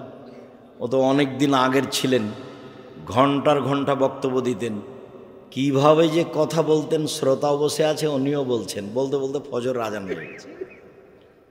4 ঘন্টা 5 ঘন্টা 6 ঘন্টা বক্তব্য দিতেন। মানুষও বসে আছে, পেশাব পায়খানা ভুলে গেছে। আর আমরা তো হয় 1 ঘন্টা নয় 1.5 ঘন্টা। আপনার ঠিক মোবাইলের মতো, আপনার মোবাইলে যেমন নেশা, ওই যে আপনি রাত 12টায় চালু করেছেন মোবাইল, দেখতে দেখতে ফজর আজান হয়ে গেছে, বুঝতেই পারেননি কখন 4 ঘন্টা পার হয়ে গেছে। এটা হলো নেশা। সেখানে কোনো সমস্যা হয় না, কিন্তু এখানে বসলে শয়তান বলে যা বাইরে যা, বাইরে যা, চা শেষ হয়ে গেলো, চা বাইরে যা। ওটা শয়তান, তোমাকে যে বারবার বলছে হলো শয়তান। ওর খুব ক্ষমতা, ওকে আল্লাহ এভাবে ক্ষমতা দিয়ে সৃষ্টি করেছে এবং ও চেয়ে নিয়েছে ক্ষমতা, আপনার আমার ক্ষতি করতে পারবে এই ক্ষমতা ও চেয়ে নিয়েছে এবং তার চাওয়াটা আল্লাহ মেনে নিয়েছেন। কিন্তু আল্লাহ বলেছেন যে দেখ শয়তান, আমি আমার সম্মানের কসম করে বলছি, আমি ইজ্জতের কসম করে বলছি, আমার মান সম্মানের কসম করে বলছি, আমার উচ্চতার কসম করে বলছি, আদমের ছেলে মেয়ে যদি আমার কাছে ক্ষমা চায় তাহলে আমি ক্ষমা করে দেব। যতবার তুই ভুল পথে নিয়ে যাবি ততবার যদি আমাকে বলে আস্তাগফিরুল্লাহ ওয়া আতুবু ইলাইহি, তাহলে আমি সেটা ক্ষমা করে দেব। সম্মানিত দিনী ভাই বোন, বলছিলাম রাসূল সাল্লাল্লাহু আলাইহি সাল্লাম যা বলেছেন তাতে মূলত আপনাকে আর আপনার স্ত্রীকে এই পরিবার ভালো হওয়ার এবং ধ্বংস হওয়ার দায়িত্ব দিয়েছেন। আপনার স্ত্রীর জন্য সহজ জান্নাত, 1 5 ওয়াক্ত সালাত, 2 রমজান মাসের রোজা, 3 স্বামীকে মেনে চলা, 4 জেনায় লিপ্ত না হওয়া, জান্নাতের সব দরজা খোলা। আপনার স্ত্রীর জন্য জান্নাত সহজ, 1 5 ওয়াক্ত সালাত, 2 রমজান মাসের রোজা সেম, 3 স্বামীকে মেনে চলা, তিতা লাগলেও মিঠা লাগলেও, 4 জেনায় লিপ্ত না হওয়া। ঘটেই যদি যায় এই দুর্ঘটনা, তাহলে আল্লাহর কাছে ক্ষমা চাইতে হবে, আল্লাহ ক্ষমা করে দিবেন। রাসূল সাল্লাল্লাহু আলাইহি ওয়াসাল্লাম বলেছেন কেউ যদি আল্লাহর ভয়ে কাঁদে তাহলে তার জাহান্নামে যাওয়া এইরকমই অসম্ভব, গাভীর বান থেকে চাপ দিয়ে দুধ বের করে ভিতরে ঢুকানো যেমন অসম্ভব। আপনি চাইলে আল্লাহ খুশি হন, আর আপনি যদি নাচে মুখখান চুপটি করে থাকেন তা আল্লাহ অসন্তুষ্ট হন। চুপটি করে থাকবেন কেন? মসজিদে যাবেন, 2 রাকাত সালাত আদায় করবেন, হাত তুলে দোয়া করেন। আব্দুর রাজ্জাক সাহেব কি আপনার ব্যক্তিগত হাত তুলে দোয়া নিষেধ করেছেন? না, বলেছেন যে সবাই মিলে হাত তুলে দোয়া করা বিদআত, তখন পাপ হবে। আপনি হাত তুলে বলেন, কান্নাকাটি করেন, কাঁদেন না কেন? একাই উঠে 2 রাকাত সালাত আদায় করে বলেন। আল্লাহ রাসূল বলছেন কেউ যদি আল্লাহর ভয়ে চোখের পানি 1 ফোঁটা ঝরায় তাহলে এই চোখের পানি আল্লাহর কাছে এত প্রিয়, 1000 বার হজ করলেও হজ তত প্রিয় নয়। মানুষ কি 1000 বার হজ করতে পারবে? 2-4 বার করতে পারে। আজীবন সালাত আদায় করা কাজটি আল্লাহর কাছে অত প্রিয় নয়, 1 ফোঁটা চোখের পানি আল্লাহর কাছে যত প্রিয়। পাপ হয়ে গেছে, আপনি ক্ষমা চান, ক্ষমা হবে ইনশাআল্লাহ। 1 5 ওয়াক্ত সালাত, 2 রমজান মাসের সিয়াম রোজা, 3 স্বামীকে মেনে চলা, 4 জেনায় লিপ্ত না হওয়া। হয়েই যদি যায় তাহলে কান্নাকাটি করে আল্লাহকে বলতে হবে, ক্ষমা হবে ইনশাআল্লাহ। জান্নাতের সব দরজা খোলা, মহিলা মানুষের জন্য অনেক সুবিধা। রাসূল সাল্লাল্লাহু আলাইহি ওয়াসাল্লাম বলছেন পৃথিবীর মানুষ খায়রুন নিসায়ে, সবচেয়ে ভালো মহিলা কে? 1 যে স্বামীর সাথে কথা বললে হাসি মুখে বলে, 2 স্বামী আদেশ করলে পালন করে, 3 স্বামী বাড়িতে না থাকলে নিজেকে হেফাজতে রাখে, স্বামীর অর্থ সম্পদ হেফাজতে রাখে। এই 3টে গুণ আছে যার, সে হলো সবচেয়ে দামি মহিলা। 1 স্বামীর সাথে কথা বললে হাসি মুখে বলে, 2 স্বামী আদেশ করলে পালন করে, 3 স্বামী বাড়িতে না থাকলে নিজেকে হেফাজতে রাখে। এ হলো সবচেয়ে দামি মহিলা। রাসূল সাল্লাল্লাহু আলাইহি ওয়াসাল্লাম বলেন খায়রুন নিসায়ে, সবচেয়ে উত্তম মহিলা 1 আল অদুদ, স্বামীর সাথে প্রেম বিনিময়ে ভালোবাসায় আগ্রহী যে, স্বামীর সাথে প্রেম বিনিময় ভালোবাসায় আগ্রহী যে। 2 আল অদুদ, বেশি বেশি সন্তান দিতে পারে যে। 3 আল আউদ, কোন সময় যদি স্বামী রাগ করে হাত ধরে বলে, যতক্ষণ পর্যন্ত খুশি না হবেন, রাজি না হবেন, ততক্ষণ পর্যন্ত আমি আপনার স্ত্রী কিছুই খাবো না। এ হলো সবচেয়ে ভালো নারী। রাসূল সাল্লাল্লাহু আলাইহি সাল্লাম বলেন, পৃথিবীর মানুষ শুনে রেখো, তোমাদের হক স্ত্রীদের প্রতি স্ত্রী তোমাদের কাছে পায়, স্ত্রী তোমাদের কাছে পাওনা রাখে। এক, যে মানের খাচ্ছ সে মানের খাওয়াবা।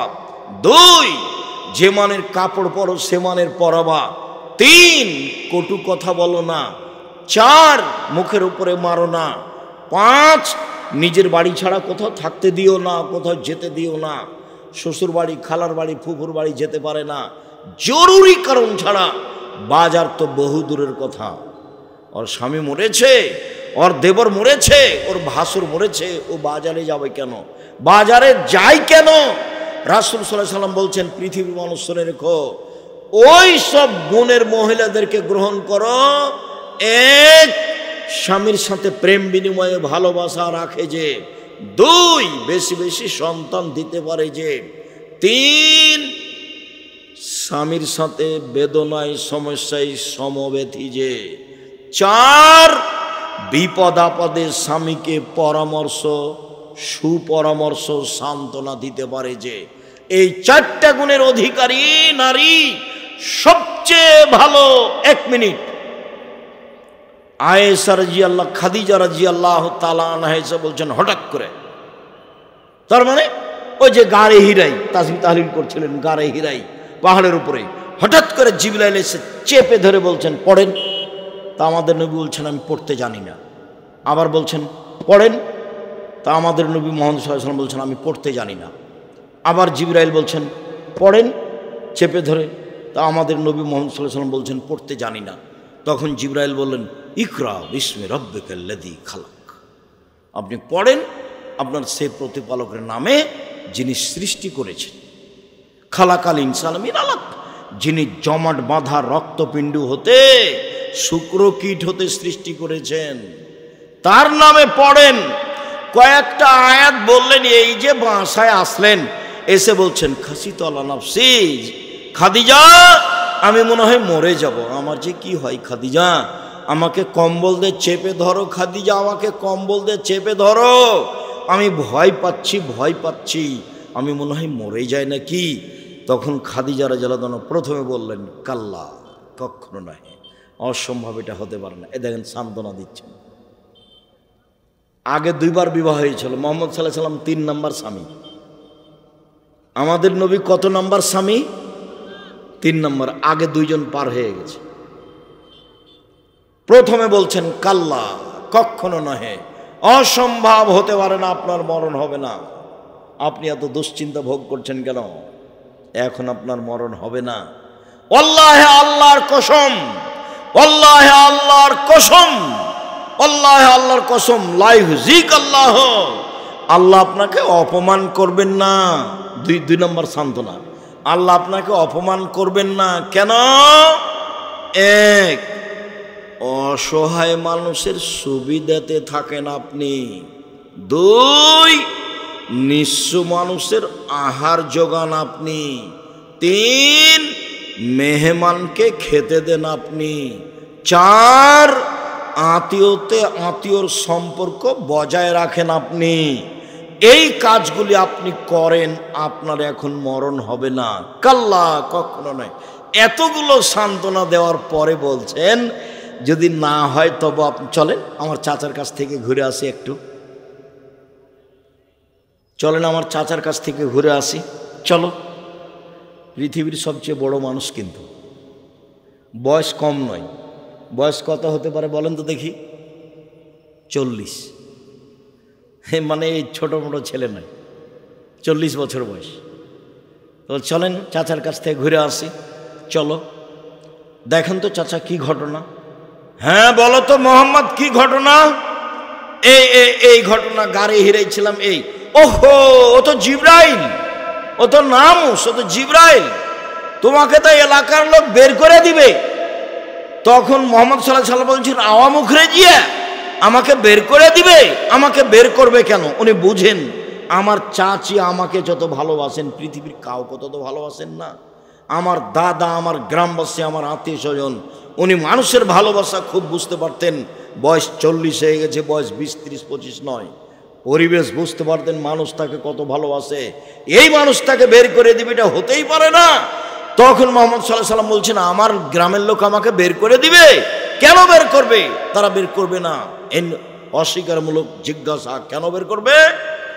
তখন যে বলছেন ওরাকা, শোনো শোনো শোনো, জীবনে যার কাছে জিবরাইল এসেছে, যে গ্রামের লোক, তাকেই বের করেছে। জীবনে যার কাছে জিবরাইল এসেছে, গ্রামের লোক, তাকে কি করেছে?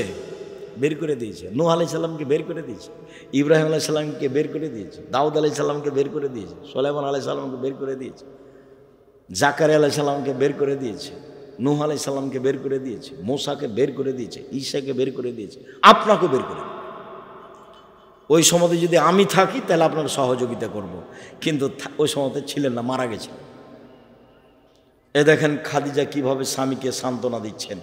আর আপনি যদি আসেন বিদেশ থেকে, কোনো ভুল হয়ে যায়, এসে যদি বলেন, শোনো খাদিজা, কি যে করিয়ে দুর্ঘটনা, তোমাকে তো যেতে নিষেধ করলাম, তোমাকে তো যেতে, কেন গেলে তুমি, কেন গেলে তুমি, কেন গেলে তুমি, তোমার স্বভাবই খারাপ, তুমি যাও কেন? হ্যাঁ, একে বউ কি করবেন? একে তালাক দিয়ে দেন।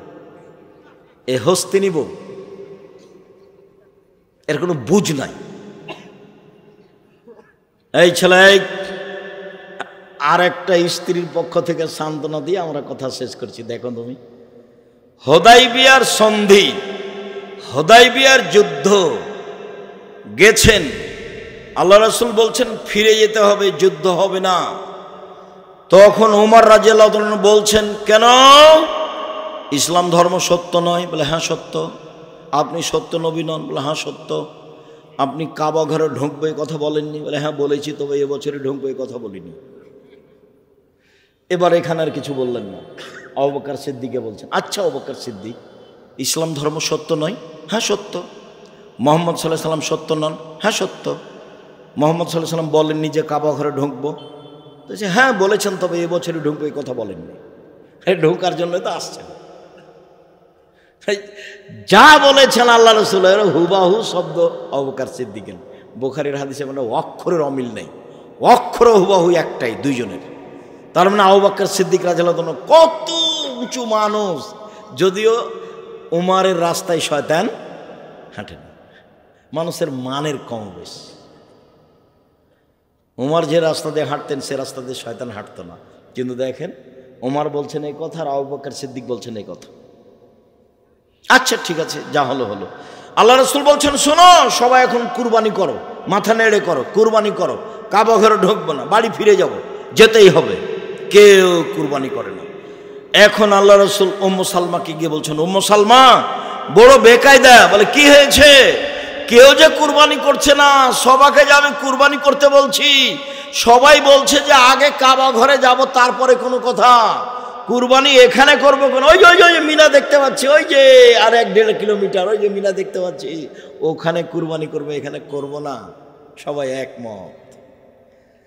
তখন বলছেন উম্মু সালমা, আচ্ছা ঠিক আছে, আপনি আপনারটা করেন, দেখা যাক কি হয়। কে বলছেন এ কথা বলেন তো? উম্মু সালমা পরামর্শ দিচ্ছেন, আপনি কি করেন, আপনি আপনারটা জবে করেন। আল্লাহ রাসূল এবার তাঁবু থেকে বের হয়ে নিজের ছাগলটা ধরে জবে করে দিলেন। এবার সাহাবীগণ দেখলেন তাহলে তো এখন করাই লাগে, আর কি করি, চলো তাহলে করি। ঠান্ডা হয়ে গেল পরিবেশ। এর নাম উম্মু সালমা। বউ একটু ভালো হতে হবে, খালি ফোহড় বউ হলে হবে? ফোহড় দুনিয়ার হুঁচলা, বুদ্ধি কম, খালি এই চাই সেই চাই, আপনার ওই ইয়েতে যেতে চাই, কি ওটা স্বপ্নপুরি যেতে চাই, ভালো কাপড় চাই, এগুলো সংসার টিকবে না, ঝগড়া লাগবে সংসার। বউ এমন হতে হবে, তুমি যাতে খুশি আমি তাতে খুশি, তুমি যাতে খুশি আমি তাতে খুশি, তুমি মোটা কাপড়ে খুশি তো আমিও খুশি, তুমি চিকন কাপড়ে খুশি তো আমিও খুশি, আমার পক্ষ থেকে কোনো আপত্তি প্রতিবাদ থাকিবে না। তখন শয়তান চুপটি লেগে চলে যাবে। আর যদি বউ খালি একবার বলে তুমি তো একটা ভালো কাপড় দিলে না, তখন শয়তান একটু পরে বলবে তোকে দেয় না, তো তোকে দেয় না, কোনো দিনই দেয়নি, জীবনও দেয়নি। তখনও দেখবে হ্যাঁ ঠিকই তো আমাকে দেয় না, খালি মনে মনে এগুলো বলছে, বলতে বলতে ভোর হয়ে গেছে। সকালে তখন বলছে তোর ভাতই খাবো না। বলছে ভাত খাবি না, যা, তাহলে এক্ষুনি ছেড়ে দে। আচ্ছা ঠিক আছে, দিচ্ছে একটু পরে, এক্ষুনি আমাকে তালাক দিয়ে দে। তা দেখেন ও বোকামি কেমন দেখে, খুব চাপ দিয়ে বলছে। তখন থাম দিয়ে যখন না বেড়েছে তখন যা, 1 তালাক 2 তালাক 3 তালাক, তালাক দিলাম, যা। যেমন তালাক দেওয়া হয়েছে তেমন আর শয়তান নেই। ইন্না লিল্লাহি ওয়া ইন্না ইলাইহি রাজিউন। এই জন্য 2 লাঠি মারিয়েন, তালাকে শব্দটা মুখে ব্যবহার করিয়েন না। আল্লাহ রাসূল বলছেন, তৎ করে তালাক বললেও তালাক, মজাক করে তালাক বললেও তালাক, জিদ করে বললেও তালাক, যেভাবে বলুক না কেন মুখ দিয়ে উচ্চারণ হয়ে গেলেই তালাক চূড়ান্ত।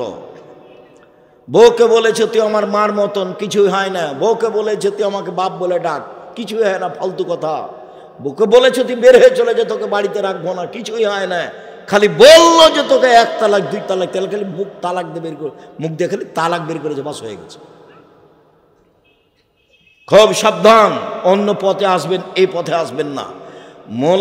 মোলাই গাছটা তুলে খেলে শেষ, আর বেগুনের গাছ তুলতে হয় না, কি করতে হয়? একটা একটু করে তুলে খেতে হয়। আর মোলাই ও শেষ, ওরা কিছু নাই, তালাক বললেই শেষ। এরকম বোকামি করা হবে না। ওকে বুঝিয়ে সতর্ক করে সংশোধন করার চেষ্টা করেন। আপনি মারতে না পারলে ওর বাপের কাছে নিয়ে যান, দে বলেন যে মায়ের একে ঠিক করেন তো। যখন কোনো মহিলা বোকামি করে, বারবার একই কথা জিজ্ঞাসা করে, আমি তখন বলি আমি আর কি বলতে পারি, তুমি তোমার আব্বার কাছে যাও, গিয়ে মোবাইলটা ধরিয়ে দাও তোমার আব্বাকে, কি করা লাগে আমি দেখছি। মোবাইলটা ধরিয়ে দাও, তোমার আব্বার হাতে একটা লাঠি দিও, তারপর পরিবেশ কী করে কন্ট্রোল করার লাগে আমি দেখছি। এখন দাঁড়া, আমি তো আর কিছু বলতে পারি না, এই চলে তোমার আব্বার কাছে নিয়ে যাও মোবাইল, ব্যবস্থা আমি করে দিচ্ছি।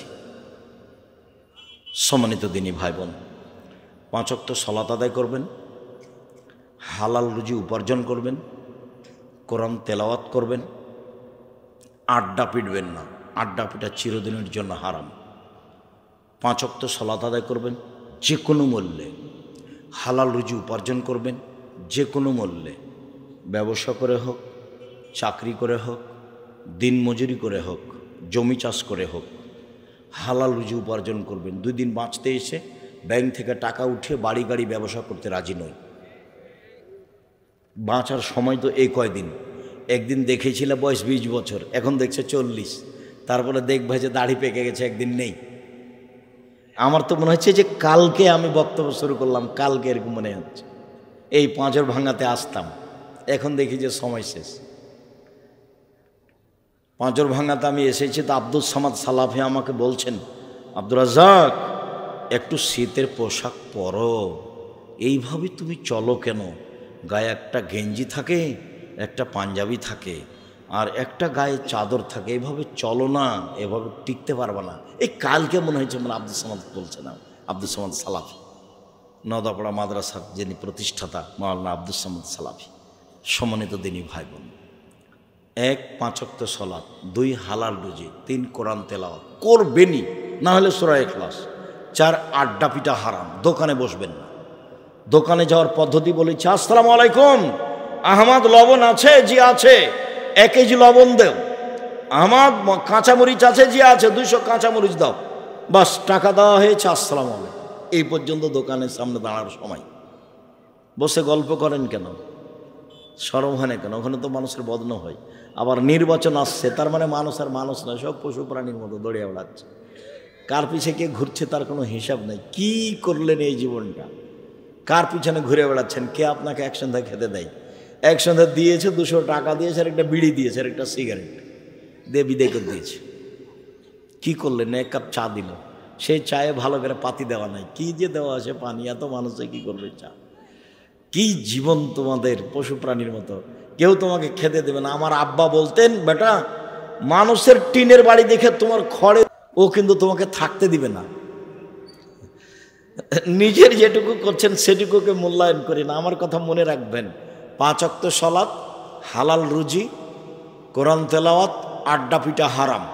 আড্ডা পিটা একটা দোকানে বসে, মাঠে ঘাটে বসে, আর একটা হলো মোবাইল নিয়ে, সবটাই হারাম। বেঁচে থাকার চেষ্টা করেন, পরিবারের উপরে শক্ত হন। একবার আবু বকর সিদ্দিক রাদিয়াল্লাহু আনহু, পরিবার ঠিক হবে ইনশাআল্লাহ। উনি তো দেওয়ার জন্য বসে আছেন। আর রাতে একটু চাইতে শিখবেন, দিলে চাইলে খুশি, আর না চাইলে বেজার। চাইলে খুশি কে? আল্লাহ। না চাইলে বেজার কে? আল্লাহ। রাগ করে, চাচ্ছিস না এগুলো, যা ধ্বংস হওয়া, তাহলে চাচ্ছে না, চা আমার কাছে, আমাদের দেওয়ার জন্য বসে আছে। শেষ রাতে নেমে আসে, শেষ রাতে কি চান? জমি জায়গা চাই। কি চান? ঢাকা একটা বাড়ি চাই। তো আপনার ঢাকা একটা বাড়ি তার কাছে কোনো ব্যাপার? এলে আমার ছেলেটাকে আলবানি করে দাও, ইমাম বুখারী করে দাও। আপনি বলেন না, ছোট বলবেন না কোনো সময়। ছোট মানুষের কাছে চাইতে গেছেন যে ছোট বলবেন? কোন লজ্জায় বলি একটা ভ্যানের কথা, কোন লজ্জায় বলি একটা ভ্যানের কথা, এটা বলতে হবে। বলতে হয় যে ঢাকা একটা বাড়ি করে দাও। দুনিয়া যদি কিছু চাইতে হয়, ছেলেটাকে আলবানি করে দাও, বুখারী করে দাও, ইমাম বুখারী করে দাও। পারে না? অভাব আছে? শক্তি ক্ষমতা ধর। আমি চাই না, হয় না, তারপরের কথা। চাইলে কি হবে? চাইলে খুশি, না চাইলে বেজার। এটা হলো তার গতি, এটা হলো তার বিধি, এটা হলো তার স্বভাব। সপ্তম আকাশের উপর অবস্থান করেন। আপনি চাইলে খুশি, না চাইলে তিনি বেজার। দিতে পারেন তিনি আজিজ, পরাক্রমশালী। ফেরাউনকে ক্ষমা করে দিলে কেউ বিচার করতে পারে না। ফেরাউনের ক্ষমা মানে দেখে নেব কেমনে ক্ষমা হয়, এ কথা কেউ বলতে পারবে না। তার নাম আজিজ, পরাক্রমশালী। তারা গানি, সবচেয়ে ধনী, ইচ্ছে করলে দিতে পারে। নিরাশা হবেন না, জামিয়া সালাফিয়া সৈন্যের উপরে আছে। আপনাকে যে বললাম যে 500 কালকে এতিম গেলে কোনো সমস্যা নেই, তার আপনি কি মনে করছেন আমার কাছে টাকশাল আছে? জি না, ওই নিচে কিচ্ছু না, এবারে ফাঁকা আছে নিচে। দল দিয়ে চলে না, সংগঠন দিয়ে চলে না, বৃত্তশালী দিয়ে চলে না, বৈদেশিক পয়সা দিয়ে চলে না। জামিয়া সালাফে বৈদেশিক পয়সা দিয়ে চলে না। সরকারের কাছে টাকা চায় না, কোনো দিন সরকার থেকে দরখাস্ত করবে না। কোনো বৃত্তশালী দিয়ে চলে না। 40 লাখ টাকা মাসে বেতন লাগে। কত? 40 লাখ টাকা। কে দেয়? নওগাঁ জেলার লোক দেয়। কোথাকার? সুতিরহাটের লোক দেয়। বলে আমি একদিনে 10 টাকা দিনি। আচ্ছা না দেন, কেউ তো দেয় না, হলে চলে কীভাবে? ওখানে তো টাকশাল নেই। আলিতে শাম পত্রিকা পড়বেন, বই পুস্তক পড়বেন। আমি আছি আপনাদের সাথে মুখে, খুব শক্তভাবে আছি আলহামদুলিল্লাহ। আপনাদের সাথে আমি মিডিয়ায় আছি, আপনাদের সাথে আমি বই পুস্তকে আছি, কলমে সব সময় আপনার সাথে আছি। আমি যে কোনো মূল্যে দিন ধর্মের ব্যাপারে আপনাকে সহযোগিতা করতে আমি প্রস্তুত আছি, আপনাকে পরকালমুখী করতে, এবং আপনার ছেলে মেয়েকে ভালো থেকে ভালো মানের শিক্ষা দেওয়ার জন্য আমি প্রস্তুত আছি। দামি দামি শিক্ষক, কারো বেতন 60-70 হাজার, 20 হাজার, 40 হাজার, 50 হাজার, 80 হাজার, 1 লাখ, এরকম বেতন এক একজনের। এর নাম জামিয়া সালাফিয়া। আমি এক পায়ে দাঁড়িয়ে আছি আপনার ছেলে মেয়ে মানুষ করার জন্য, যে কোনো মূল্যে ইনশাআল্লাহ। ওস্তাজি, বিড়ি সিগারেট জর্দা কি হারাম? জি, একেবারেই হারাম। ও খেলে ইবাদত কবুল হবে না, তওবা করতে হবে, আর খাবো না, সহজ পথ। বেনামাজির জানাজা করা যাবে কি? যাবে। বেনামাজি 2 ধরনের। একজন বলছে নামাজি মানি না, বাদ দাও, নামাজ পড়া লাগবে না, এর জানাজা হবে না। আজ শয়তানি করে, জুমার দিন একদিন যায় না, এর জানাজা করতে হবে। বোঝা গেল কথাটা কি?